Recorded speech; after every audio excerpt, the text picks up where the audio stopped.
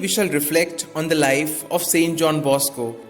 From early childhood on, our Lord and Our Lady repeatedly inspired St John, a poor peasant boy in northern Italy, in what he termed his dream to rescue young lads from evil ways and to train them in an honest trade.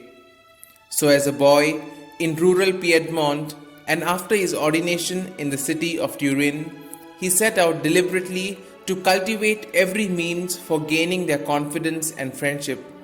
Juggling, sleight of hand tricks, tightrope walking, playing the violin, singing, telling stories, getting up theatricals, games, and excursions.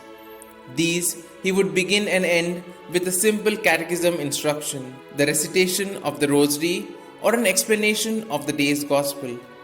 The difficulties which he encountered in trying to find even a shed where his boys could meet on Sundays in winter can well be imagined when one considers that by 1845 his noisy youngsters already numbered over 800.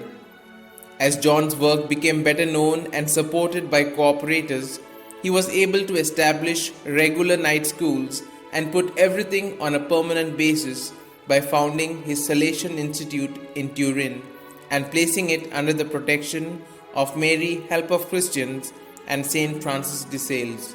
Full-time technical schools, apprentice workshops, and dormitories were now built by this God-inspired educator.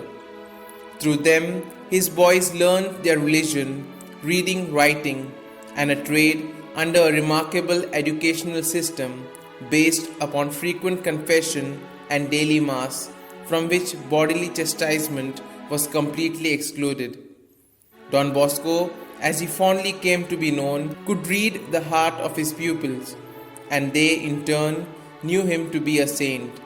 His unique influence over others is well illustrated by the occasion on which he was, after much hesitation, permitted to take 300 convicts from the city jail on a day's outing, unaccompanied by guards. In order to extend his beneficent work also to young girls, the saint, in collaboration with Saint Mary Mazzarello, founded the Daughters of Mary, Help of Christians, in the year 1872. The Salesians grew so rapidly in number and fervor that at the founder's death on the 31st of January 1888, there were already 200 houses, and these had fostered 2,500 priestly vocations. He was beatified by Pope Pius XI on the 2nd of June 1929. Don Bosco was canonized by the same Pope in April 1934.